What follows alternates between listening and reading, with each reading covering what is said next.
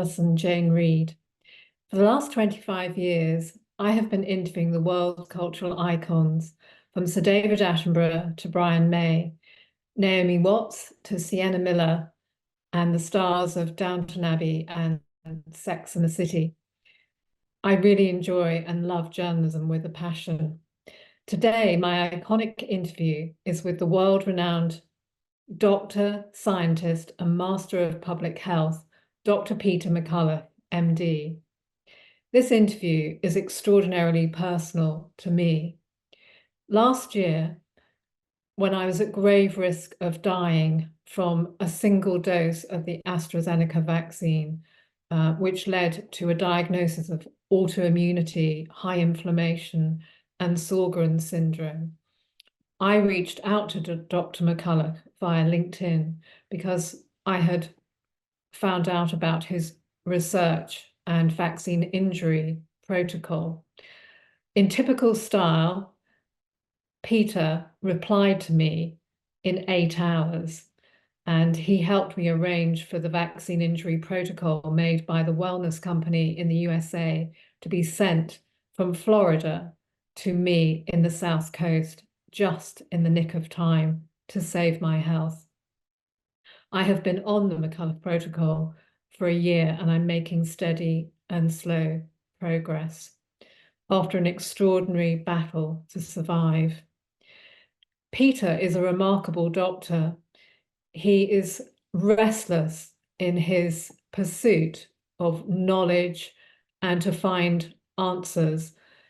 He reminds me of the quote by Einstein, which is never lose a holy curiosity. He embodies that brilliant spirit of dynamic inquiry, which is what science and medicine is all about if you're doing it right. It's energetic, it's ever-changing, it isn't static. Unlike some of the opinions that were put forward during the pandemic that science is fixed. That isn't true. Einstein didn't believe that, and neither does Peter. Peter is one of the most peer-reviewed doctors in the world. He's the author of over 1,000 peer-reviewed scientific studies. He is the author of The Courage to Face COVID-19 with John Leake, and he has a brilliant Substack, which I urge you to all check out. Now, without further ado, I will leave you to enjoy this interview, and I hope you will share it far and wide. At the end of the interview, there will be more information about my independent slow magazine, The Luminaries, and about my new legal appeal for the vaccine damage payment, which has been denied to me with a full medical diagnosis. Enjoy the interview, and I will see you all again soon with new interviews and documentaries coming soon. Thank you. I would like to welcome Dr. McCullough, MD, to the return of the Luminaries magazine culture show, which was interrupted 3 years ago. That was the last time that I did a broadcast interview with John Simpson, the BBC World Affairs editor, in April 2021, which I greatly enjoyed. And then a month later, I had a single dose of the AstraZeneca vaccine in order to see my mother. And I didn't get to see my mother as a result of my vaccine injury. So, can you hear me, Peter? Yes, I can. And that story is heartbreaking. I'm certainly delighted to be on the program with you. So many share that story where the circumstances were one of isolation and family members desperate to reconcile with one another through the pandemic, but yet the vaccine lockdowns became the barriers to families actually showing compassionate care for one another in the most critical time. Now, I've lost a lot of friends. I have felt profoundly isolated since I had one dose of the AstraZeneca vaccine on May the 25th, 2021. It's not a day I will ever forget, because within 3 hours, I was injured And I had been in radiant health. I'd been hiking on the day I had the vaccine. It was beautiful weather. And I only had the vaccine because my mother suddenly became terminally ill. And I was told that I couldn't see her if I didn't have the vaccine. And it caused enormous arguments with my sister, with my family. And they said that I was being despicable. And in a moment of madness, I caved in and I had the vaccine. And I have been struggling to live and to survive this vaccine, which I now know from one of the top vaccine injury lawyers in the UK, Peter Todd, that the AstraZeneca vaccine was never safe, that it's highly immunogenic and it causes a storm of inflammation. And I was diagnosed a year later with autoimmunity and high inflammation by Dr. Sharif Ibrahim, a former NHS consultant who is now private consultant and functional medicine doctor. The problem for me is that I went without treatment for over a year because I lost my ability to earn a living immediately. I had perpetual flu. I had the storm of inflammation. I had brain fog. I was so vulnerable after having the vaccine, and nobody believed me and nobody wanted to know. So it was extraordinarily isolating. Tell me about what you saw in your clinic as the vaccine was rolled out. Did you start to see injuries almost immediately, Peter? I did. I'm in practice as both an internist and cardiologist. And as they first came out, I was neutral on the vaccines. I personally didn't take one. They didn't meet the grade of being safe enough for me or my family. But I was neutral on them. Some patients, felt vulnerable and they took them. And then we started seeing a host of serious complications, cardiac problems, damage to the heart, myocarditis, heart attacks or precipitation of myocardial infarction, cardiac arrests, and about half the time there's no premonitory symptoms. We saw stroke, both arterial and venous sources of stroke in the brain, Guillain-Barré syndrome, neuropathy, a problem called... I have neuropathy, and I actually have neuropathy now because I had to travel on a very hot day. And a year ago, I wouldn't have been able to make this journey. My face is on fire now, and it's over 3 years since I had the vaccine, but I'm not choking to death. And the Sorbans, thanks to you, and the spike support, which is entirely holistic, is ridding me of the toxic spike. But the terrifying thing is that obviously you were saying, so people were coming to you, your patients were coming to you with all these injuries. The problem here is that nobody was helping me through the NHS. I went to A&E on 2 or 3 really traumatic occasions and said that I had been injured by the vaccine, and there was just a wall of silence. I was actually sent home with a packet of antibiotics with extreme gut distress. Can you imagine if I had taken them? It's the worst. Completely terrifying. There's no accountability right now in the UK. I see that things are opening up in America. I mean, that there are a lot of very brave senators and politicians like Rand Paul, and you have gone before congressional hearings and you've talked about the issues with the pandemic, about the way it was handled, and about the fact that the vaccines were rushed and there was no real safety protocol. Where do you think we are now, more than 3 years on from the rollout of the vaccines? How can we ensure that this never happens again? As I was summarizing, the vaccines cause cardiac and neurologic side effects. They also cause blood clots or thrombotic, the biggest blood clots we've ever seen, including fatal pulmonary embolism, immune system abnormalities, autoimmunity, rheumatoid arthritis, Sjogren's syndrome, lupus-like syndromes. Importantly, cutaneous vasculitis and kidney failure. catastrophic. There's a fifth area emerging, which is cancer. We know that the vaccines, the spike protein from the vaccine, that it suppresses tumor surveillance systems. The vaccines, at least Pfizer and Moderna, have been contaminated with SV40, a known tumor promoter.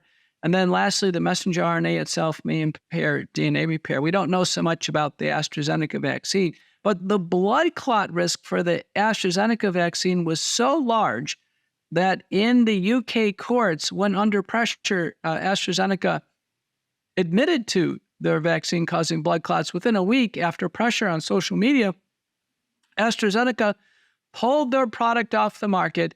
In the United States, Janssen had already pulled their product off the market. And by the way, Janssen and AstraZeneca, both adenoviral vaccines, they're both made by a military biodefense contractor in the United States called Emergent Biosolutions. That should be a red flag. They're not even made by AstraZeneca or Janssen. So where we are now is there are multiple calls to pull all the vaccines off the market. World Council for Health has made that call. So has the Association of American Physicians and Surgeons. I've made the call in the U.S. Senate, House of Representatives, European Parliament, the Brazilian Chamber Senate. We should have a global withdrawal of all the vaccines from the market, and now an investigation into what's gone wrong. We need immediate vaccine injury treatment centers, protocols, and research. Thank goodness you got started on the wellness company Spike Support. That was the very first product on the market that, provided hope to patients. We know the spike protein accumulates in the body. It provokes autoimmunity and damage to nerves. And the only way we can fundamentally change the natural history is to help the body clear the spike protein through proteolytic dissolution, nattokinase, and we add to spike support bromelain and curcumin, in my view, is a base of standard of care.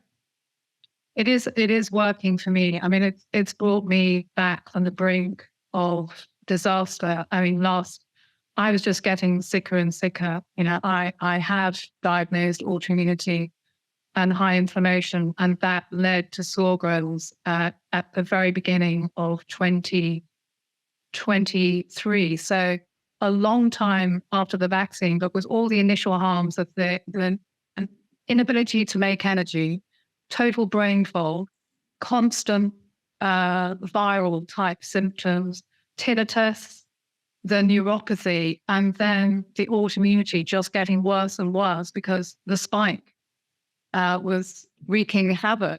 How did you actually come up with spikes, with the spike detox protocol, Peter? It must have been a frantic process when you saw so many people injured. How did you work out what to use? I mean, you've used really exciting natural agents that have a long history of use. How did you identify these natural agents for detoxification? We saw that our patients were not getting better. Under direct observation, they had very high antibody levels against the spike protein, implying there was a lot of spike protein in the body to provoke continued production. We see this to this day. Those who've taken the vaccine had very high antibodies against the spike protein. Now there are studies showing the higher antibodies are a proxy for the spike protein in the body. In the assay we use in the United States, the LabCorp assay, normal should be less than 0.8. After the natural infection, it can be up to 1,000, but the vaccinated can be 2,000, 10,000, even 25,000 on this number. It's astronomical.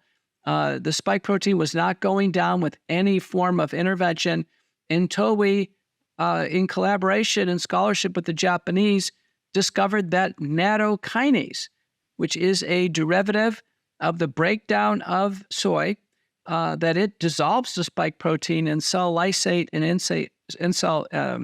intact cell models. Much credit given to Dr. Tanakawa, who discovered that. Bromelain, which is not in spike support, but we add to that also separately, it's derived from the stems of pineapples, also dissolves the spike protein. And lastly, curcumin, which doesn't dissolve the spike protein, but it blocks spike protein inflammation in the body. And that's actually been demonstrated in prospective randomized trials. So we have very good preclinical data, and in the case of curcumin, randomized trials to suggest that this is a safe and reasonable platform now. We can't make therapeutic claims because we need large prospective, double-blind, randomized, placebo-controlled trials. But those trials would take 5 to 20 years to come forward. And right now, none are even planned or funded by either the NHS or the National Institutes of Health. I think one of the saddest things is that I belong to one of the UK vaccine injury groups, and the level of suffering and the total lack of medical help or intervention is nothing short of criminal. It's a tragedy. It's actually really heartbreaking to go onto those sites and to see people pleading for help. You know, they're trying to support each other, but I think a lot of them don't know about your spike protocol, the vaccine injury protocol. And I will be talking to them about that and letting them know about this interview, because people are just desperate for help. I mean, that's my story. There is no help. And when I last went to the GP to just document my injuries again, I actually received a chilling phone call an hour before my consultation with yet another doctor I've never met. And they said, you're not allowed to talk about your vaccine injury. That is what's happening in the UK. People who are diagnosed with vaccine injuries, we're being told we can't talk about it. And the female doctor that I saw actually tried to undermine my medical diagnosis by a consultant. So they're literally undermining injured patients, and they're not offering any help. I've had no help from the NHS. I've had to save my own life and my own health, reaching out to you as a doctor in Texas. It's an extraordinary situation. And right now we have a general election coming up in the UK, and we have a scandal raging about people who shouldn't be standing for election to be members of parliament, who are busy betting on losing. It's an extraordinary situation where we just have a bunch of ne'er-do-wells and mountebanks standing for parliament. And we have people who don't turn up for debates. We've only had one MP who stood up and talked about vaccine injury, and that's Andrew Brigden. And he's been vilified for it, as I'm sure you know, Peter. He's been supporting the thousands of people and speaking out about the problems of the pandemic and the vaccine injuries. And people don't even attend when he speaks in the Houses of Parliament. There's no doubt that we are in a very, very difficult situation globally. The pandemic destroyed a lot of people's livelihoods. I mean, it certainly attacked mine as a freelance editor and journalist, trying to produce quality journalism for the last 25 years. You know, there was no warning. Everything was shut down. I became very innovative. I launched a chat show. I was crowdfunding journalism, and I'm very dynamic. I was able to do that up to the point I was injured. But we have a problem right now that we don't have an independent press in America, in Europe, and the UK. What do we do? How do we reclaim democracy? So many people don't know what's going on in the world. And we have the threat of another pandemic with bird flu. I enjoyed your Instagram with the, was that a chicken that you were cuddling on Instagram? It was a good way to get the message across. Is that your chicken, Peter? Do you keep chickens? No, I don't, but a close friend does. And, I just did that to point out that we shouldn't be afraid of bird flu, which we'll cover in a minute. But, getting back to freedom of speech, we've been dealt a tremendous blow in the Supreme Court today. Missouri versus Biden was the case of free speech and social media was decided in favor of censorship by the U.S. Supreme Court. That case was lost. Yes, in a 6-3 vote. So it's game on for government censorship. This means it's game on for independent media.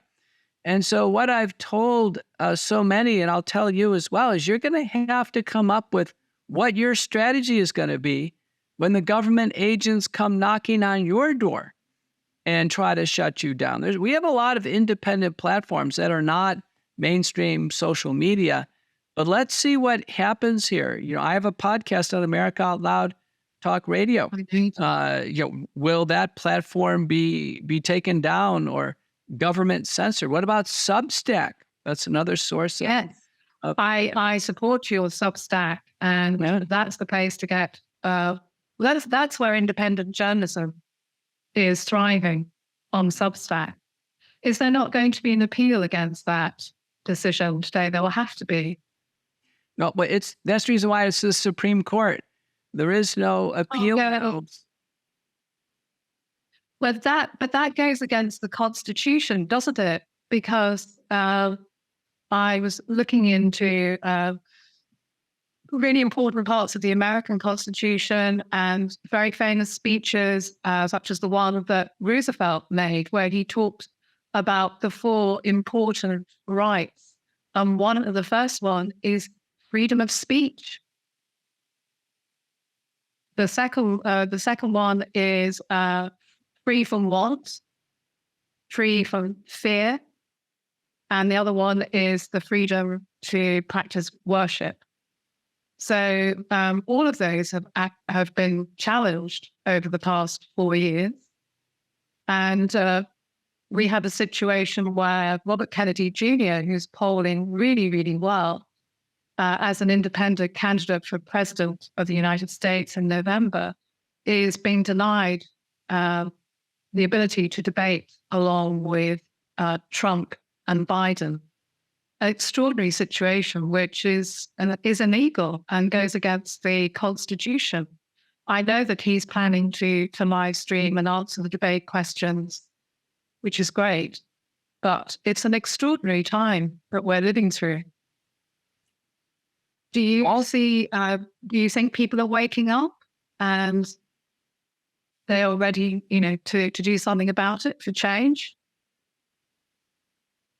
A Rasmussen survey, which is a population-based survey, indicates more than half of Americans think the vaccine is causing serious side effects, leading to large numbers of deaths. So the majority of the population is not in favor of further COVID-19 vaccination. That is the issue on the table. And both Biden and Trump are aligned on the vaccine.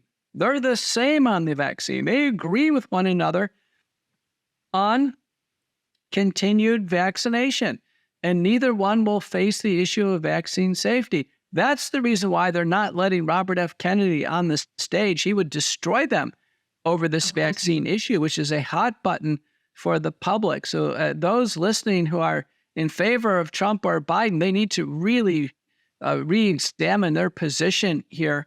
I bet the debate tonight between Biden and Trump will have no mention of the vaccine, no mention of COVID, and no mention of Missouri versus Biden. It'll be willfully blind to the biggest issues on Americans' minds. Yeah, well, it's not going to address any of the issues that matter, which is about poverty, about the demise, the absolute collapse of the middle class, which is happening in the UK as well as America. Disenfranchising people and making it very hard to survive. So much wealth was transferred during the pandemic to the few, leaving the majority struggling. And so we also have a situation where public health has absolutely deteriorated each decade over the past 50 years as we embrace more and more vaccines and more processed food and pesticides in agriculture, particularly glyphosate. So we can see the decline in public health, which I'm sure you see in your clinic all the time. And obviously, Kennedy has done extraordinary work taking on Monsanto and winning that historic case, exposing the truth about glyphosate. And that glyphosate really is responsible for the extraordinary harms to nature. So it became endemic. both in agricultural use, but also by members of the public in their gardens because they had no idea of its toxicity. So the other thing I think is really interesting is vaccines have been portrayed as a panacea more and more vehemently, with each passing decade. And yet it's not vaccines that have improved public health. Now public health is going in the wrong direction. But certainly for the last century, public health improved because of sanitation, better nutrition, better food. It wasn't vaccines that transformed people's health, but that's the message that's being put across. And now, they're rolling out vaccines for obscure conditions or almost inventing reasons to make a vaccine. Where is it going to end? It's going to end when parents decline all vaccines for children. There are now 5 studies showing if there are no childhood vaccines taken, the children are healthier. They're free of allergic conditions, neuropsychiatric disorders. They do better over time with natural immunity. You're right. All of the legacy vaccines, all of them came in too late to make a difference. So measles and smallpox was spread by children sharing beds and bed sheets. Once we got to better hygiene, measles and smallpox went away. Only 5 to 10% of the world was ever vaccinated against smallpox when it was declared eradicated. So smallpox vaccine could not have worked. Same is true for measles, mumps, all the standard childhood illnesses. You're right, Haemophilus influenza typable B. There's fewer than 100 cases in the United States per year. When we do have cases, by the way, of diphtheria, pertussis, mumps, measles, it occurs in the vaccinated.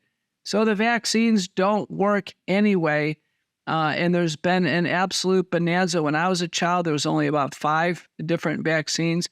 Now there's over 108 shots that a child would face through normal childhood if the full vaccine schedule is followed. It's simply too much. Parents are starting to walk away. Now the World Council for Health, based in Bath, UK, has advised put a moratorium on all childhood vaccines.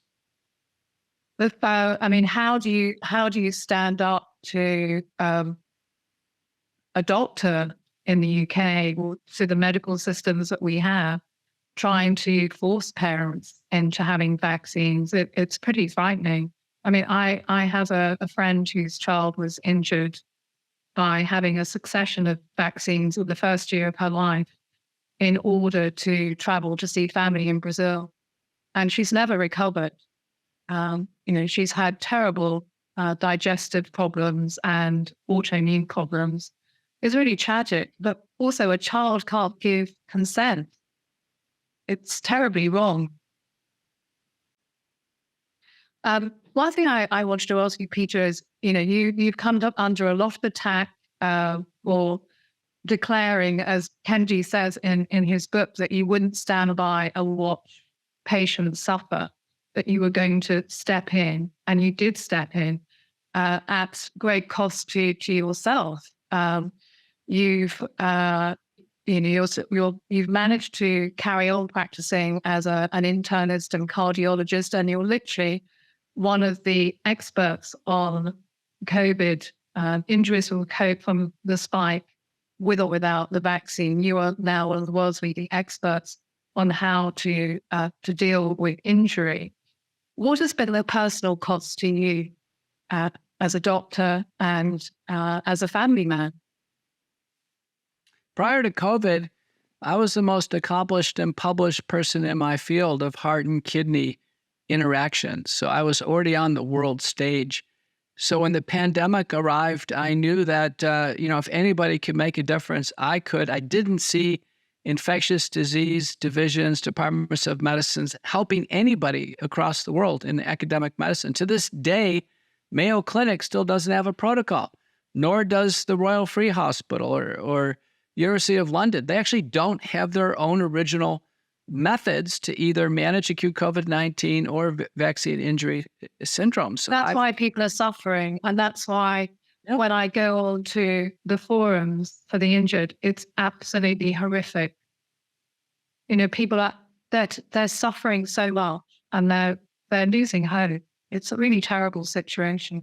But going back to your situation, as you've published over 1,000 scientific articles, I see you as an extraordinarily dynamic man. How do you do that? How do you keep going? You always seem so calm. I have now over 70 peer-reviewed papers in COVID-19, well over 1,000 published communications, abstracts, preprints, and I've made tens of thousands of various video clips and interviews. I've been on national TV hundreds of times, testified in the U.S. Senate 3 times, the House of Representatives, multiple state senates. And what I told Tucker Carlson before he was essentially kicked off Fox News for interviewing me, what I told Tucker Carlson, I said, listen, it was all worth it if I helped a single person. And McCullough protocols have been credited with saving tens of millions of lives and sparing hundreds of millions of hospitalizations. So I can tell you my career, despite the censorship and reprisal, my career has taken on a far more important purpose now. I've moved into a much more meaningful time in my career as a senior physician and investigator. Well, I mean, I'm pretty sure that you saved my life. And, I was absolutely terrified last summer. I had dysphasia. I lost my ability to produce moisture and saliva. It was like being tortured to death. It's the most terrifying thing that ever happened to me. And it's your spike protocol, which is now made by the wellness company in America, TWC, of which you are on the chief medical board. And that company was established to declare medical freedom against the pharmaceutical companies so that people could get help. And the wonderful thing about most of the key supplements, which really impresses me, is that they're holistic. Mm. They really are functional medicine at its best. And they feature ingredients that you could put together yourself, but it's more affordable to actually buy the formulas already made up and in the correct ratios. And it's worked. It's worked for me. I wouldn't be here today talking to you. My brain power has been restored. One of the worst things for me was not being able to write a single word for over 6 months. I couldn't think. I mean, and that makes you incredibly vulnerable. You can't function. So you have helped me so much. But it's also awful and tragic to have to reach out to a doctor that I reached out to you via LinkedIn. Do you remember? I sent you a message, an SOS via LinkedIn, and I happened to have a premium subscription for a month. Otherwise, I wouldn't have been able to contact you without paying a great deal of money. So that's how I was able to contact you in a hurry. I can't even remember, amidst all the censorship, how I managed to find you and what you were doing with the detoxification protocol for the spine. But I did. I mean, I love research as a journalist, and when I'm in a jam, I'll find a way. So I found you. But I think the work that TWC, the wellness company TWC is doing is very important. And it is launching, I understand, in the UK soon, because obviously I had to have spike support sent to me from the US, from Florida. Do you know when they're launching in the UK, Peter? No, I don't. I have the timeline for that, but I'm so glad that you'll be able to directly work with them. Now, the products are available over Amazon, directly through the website. So Spike Support is the lead.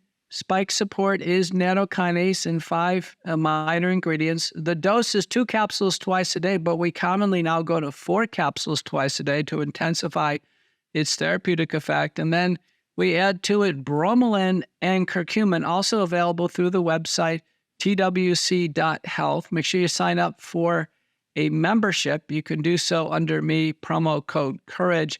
And then when you check out, the promo code to use to save a lot of money is Out Loud from my podcast on America Out Loud Talk Radio. So while this company, I give them a tremendous amount of credit. They were the first to bring nattokinase forward as a product to start to manage the spike protein. It's the most important component of detoxification. Now, McCullough protocol-based spike protein detoxification, the scientific support for doing this was initially published in August of 2023 in the Journal of American Physicians and Surgeons, and then later on with an update in Springer Nature's Journal, a curious Journal of Biomedical Sciences. So this has met full peer review.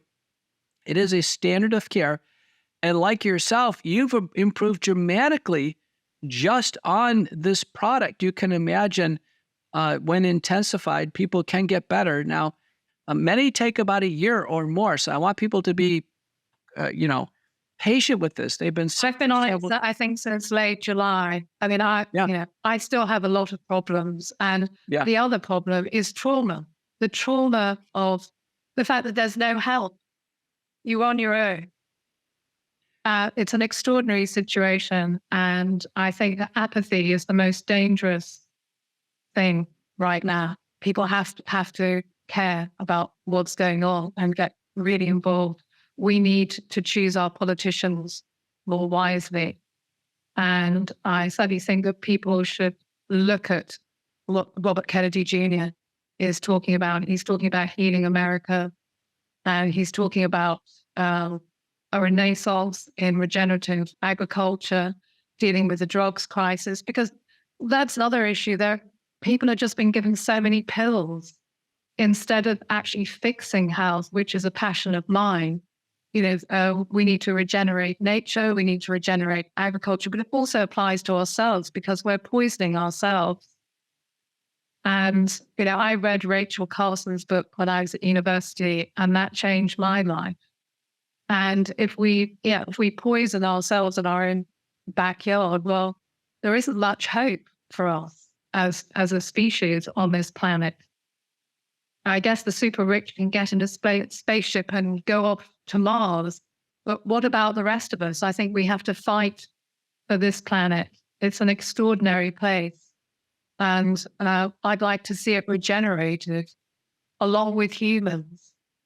And have you got more interested in a holistic approach to medicine because Spike Support is entirely holistic? I know that the Wellness Company also produces kits, emergency kits for future pandemics. But are you interested in functional medicine, Peter? I mean, I think that's a very exciting part of medicine right now, which is about the idea that you can get better instead of being told you can't recover from autoimmunity. It's not true, but that's the message from the mainstream and obviously from our health services, which are controlled by pharma, not doctors.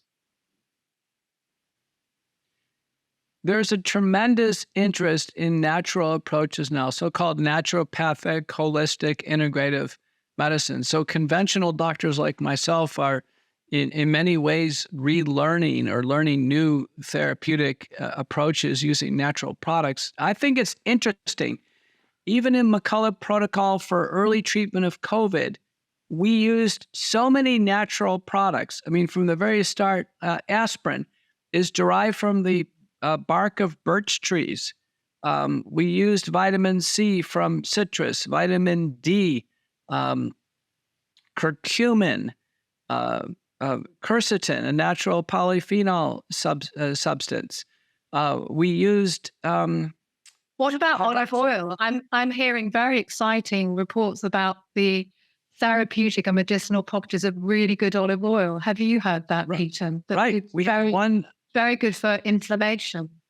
Right. We have one paper with Anthony Karagopoulos on EVOO, extra virgin olive oil, that has medicinal properties in it. It has a specific polyphenol. It's very beneficial called lutein.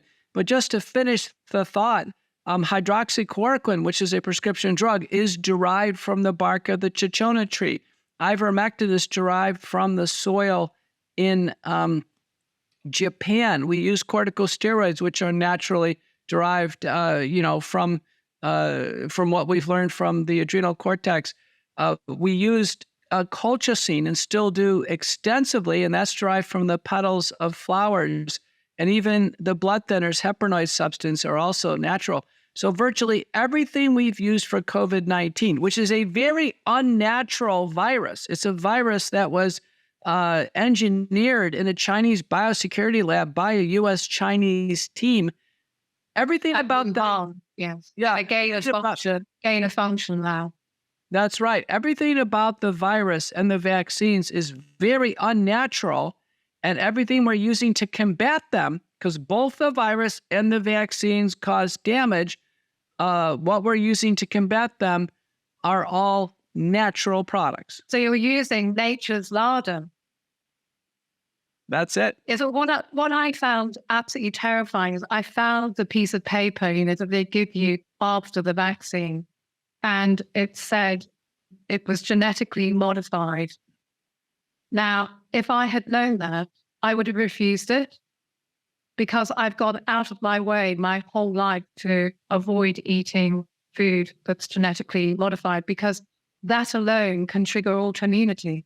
Am I right? Because it's a foreign body. As you said, it's unnatural, and the body hasn't evolved to be able to deal with genetically modified material. And presumably, I would have been given an extraordinary dose of that in a single vaccine. Is that right? I'm not the scientist. You're a scientist and a doctor. When you have a novel vaccine injected straight into the bloodstream, what happens immediately on delivery of that vaccine into the bloodstream? The COVID-19 vaccines, Pfizer, Moderna, Janssen, AstraZeneca, they're genetic transfer technology products. They are the genetic code for the lethal Wuhan spike protein. You're right, the human body has never experienced foreign genetic code that hijacks our genetic system, including protein synthesis in the ribosomes, and forces a thermodynamically unstable set of reactions that the human body can't possibly tolerate. This is a That's disaster. what I felt. I felt that I had been invaded. That's how I described the aftermath, that I had been invaded. It was like letting in the Trojan horse. It was absolutely terrifying. So I had an extreme fever for over a week. And when that abated, I felt like a zombie, a broken zombie. That's how I would describe the effect of that vaccine. Absolutely catastrophic, but it makes sense, doesn't it? Because the body has no idea, and it's trying to rid itself of it, like a parasite. What do you do to get away from the state of medicine of the world? As I say, you come across as, well, you're great fun, and seeing that Instagram with the adorable chicken and trying to make it accessible for people and not frightening. How do you chill out? I know you've got a lovely family. I saw the pictures of your wife at the latest conference you were attending in Canada. And then you were in that seaplane, which looked amazing. You're certainly traveling across the globe in America to enlighten people. But what do you do to escape what's going on? How do you relax? Yeah, I try to maintain a balanced life. I've been married for 36 years. My children are grown. One's an attorney, the other one's a physician. My wife and I are busy taking care of our elderly mothers on both sides. My wife's mother lives with us full time. And, I can tell you, I try to maintain a high level of fitness, but I am ready to travel. I've traveled all over the world now in pandemic response. I traveled all over the world before COVID as an academic expert and a lecturer. I've lectured at, University College in London and Dublin. I've lectured for the national, European Medicine Agencies, the British unit of that. So I'm familiar to British audiences. I recently visited Bath, UK, and the World Council for Health just a few months ago. But I can tell you, my career has entered a far more important phase now. We have addressed the monkeypox crisis head on and diffused that. If the government agencies had their way, we would have all taken monkeypox vaccines. And now it's bird flu. And we heard today Finland is starting to vaccinate humans for bird flu. At McCullough Foundation that I started, we're way ahead of this on this.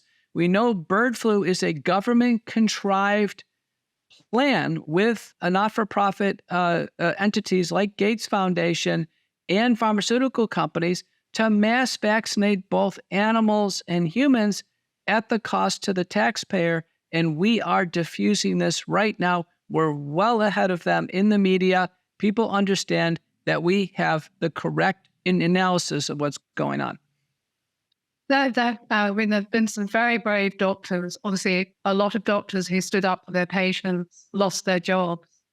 But there have been some incredible heroes along with you. Dr. Aseem Malhotra, who I think you've met, the UK cardiologist who lost his father. He's been very active in, certainly in terms of the Pfizer vaccine. He's been campaigning to expose the truth about the vaccines. And Dr. Tess Lawrie from the World Council for Health, I know that she is doing a lot of really, really good work. And then there are your fellow doctors who are on the chief medical board at the wellness company. Dr. Reish, for example, I know that he has been really active. There have been some incredible doctors, Dr. Corey as well in America. But it must be incredibly hard to stand out when so many doctors have chosen not to not defend their patients, which seems to be the overwhelming situation in the UK right now. Do you think that the World Council for Health is making a difference, Peter? Do you think that there's hope? That we will have we will have a better system going forward. The World Council for Health is making a huge difference. It's led by Dr. Tess Lawrie, the lead consultant to the WHO. It's a worldwide, evidence-based, consensus-driven organization. I've contributed to that organization, both philanthropically as well as intellectually, with my efforts as a clinician and a scientist and a media commentator. I can tell you in the United States, the Association of American Physicians and Surgeons has also stood out as an organization. In year 2000, they passed a resolution calling for no vaccine mandates at all. That's in 2000. Think about it. They're 24 years ahead of us here. And they have called, along with the World Council for Health, they've called for removal of all COVID-19 vaccines from the market.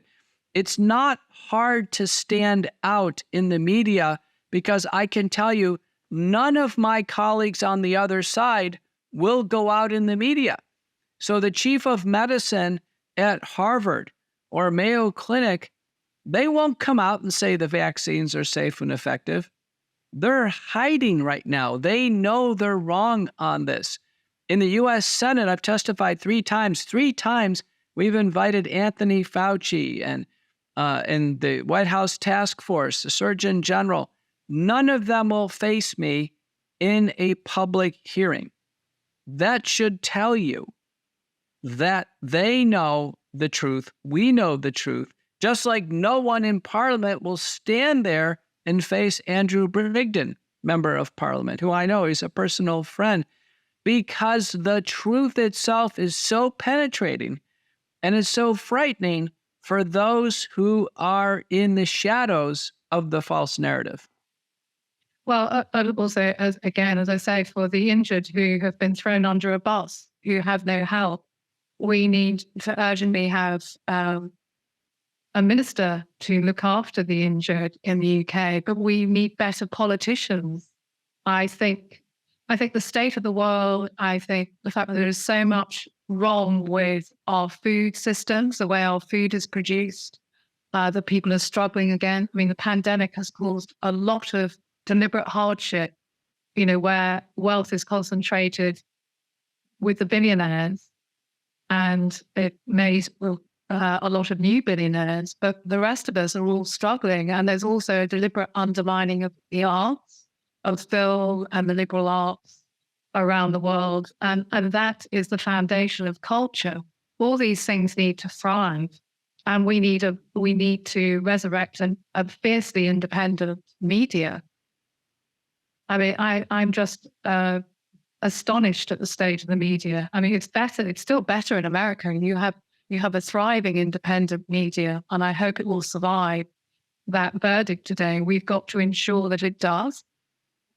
We're coming to the end. It would be nice to, if we just talked about what are you going to be up to in the coming days and weeks? Where are you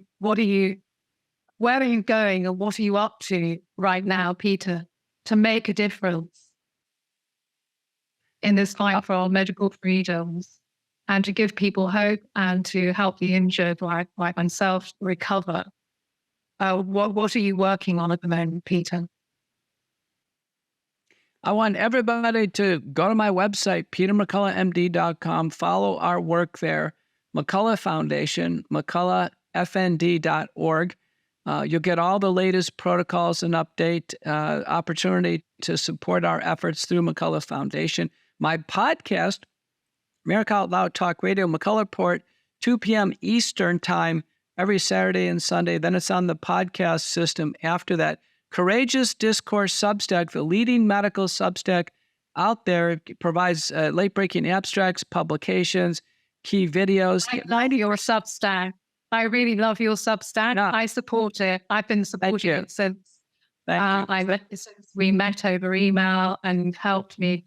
I thoroughly enjoy your relentless pursuit of truthful science and medicine, which should be about the sacred relationship between doctor and patient. That's what you stand for. But also your sidekick, John Leake. How did you two team up? I'm intrigued. John lives just a walking distance from me in Dallas. He's considered the world's greatest historian currently. He's a best-selling author and screenplay writer, an investigative journalist. John came back during the pandemic. He was stationed in Vienna, where he did some great work. He came back to take care of his mother, like I came, to help my parents. And John and I teamed up for the book, Courage to Face COVID-19, which is one of the top books in the COVID pandemic because it's a gripping story. By the way, Amazon tried to ban our book for 12 days. We overturned. I remember that. And then they unbanned it. Couldn't write it off.